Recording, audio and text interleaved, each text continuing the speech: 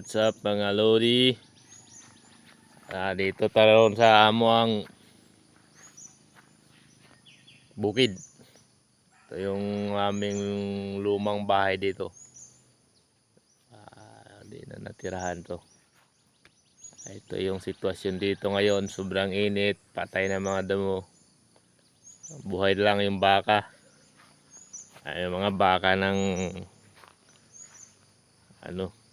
mga kapitbahay. Yan yung paligid dito. Yan.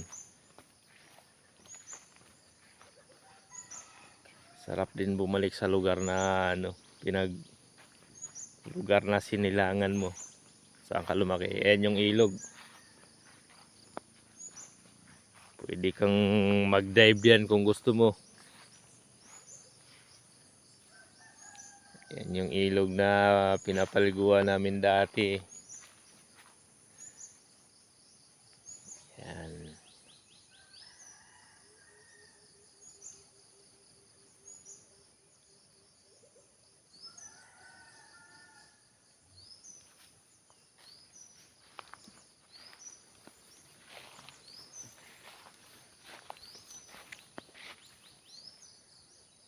Yan, gagawin natin ngayon. Alam nyo ba yung hawak ko?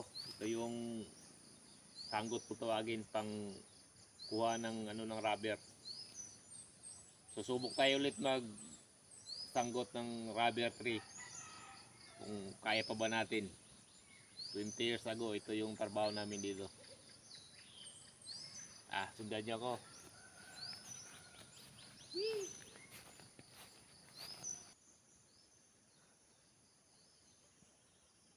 Okay na. Guys, ito yung rubber tree. Ito yung pinanggalingan ng mga pinagagawa ng mga gulong ng sasakyan natin. Dito yung nanggaling, karamihan dito nanggaling talaga. Ito yung number 1 na materialis ginagawa pang gulong. Ano mga yan, subukan natin kung paano, pakikita ko sa inyo. So mga mga nakarelate sa mga ganitong trabaho, shout out sa inyo lahat guys. Pa-like and share na lang. Pwede rin kayong dumalaw sa YouTube ko para makita nyo rin yung YouTube channel ko. Kita nyo yung mga ibang adventure ko. Mula Luzon, punta tayo dito. Balik tayo sa dating ganun pa rin. Ganito yung pagkuha ng nito, dagta.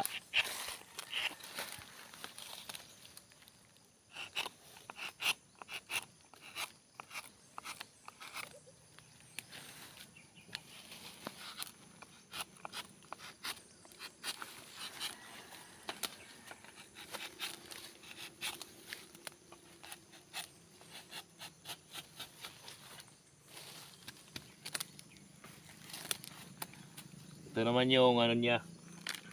Dito mo iiponin yung niya.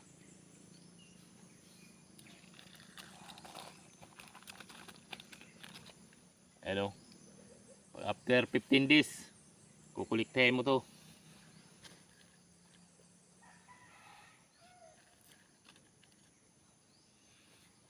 Yan. Kita nyo yung dagta niya. Ang bilis ng tulo ng dagta niya parang gatas.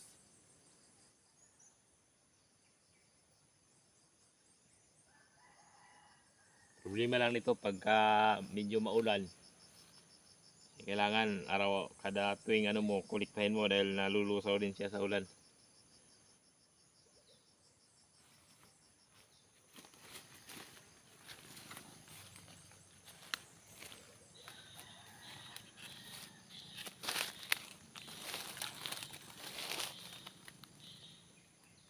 Ito naman, ito yung pinakakuan niya.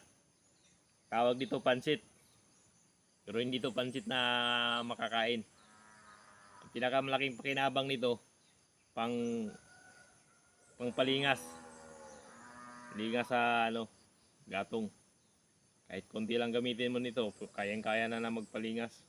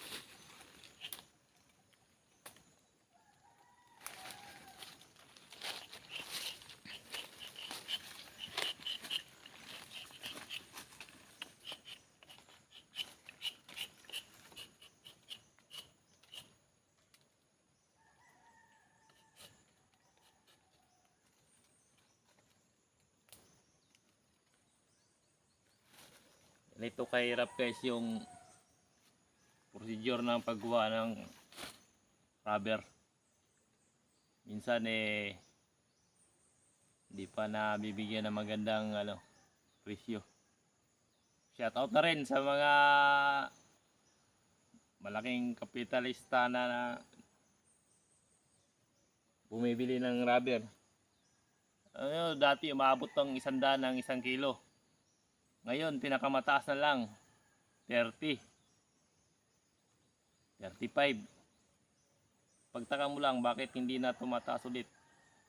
Mula nung tumaas to ng 100 ng per kilo, siguro mga 20 years na rin. Hindi na talaga umakyat ulit ang presyo nito ng Ilan lang yung bansa na nag-produce nito, pero sa dami ng gumagamit, pagtaka mo hindi na tumaas. Kawawa naman yung mga manggagawa na ito ang hanap buhay.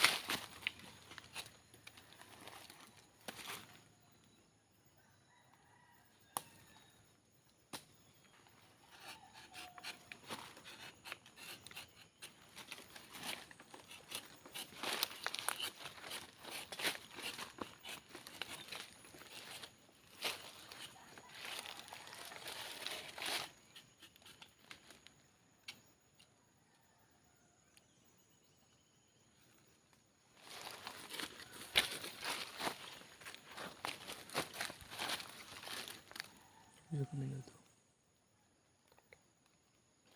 Aman basta. Kaya ni.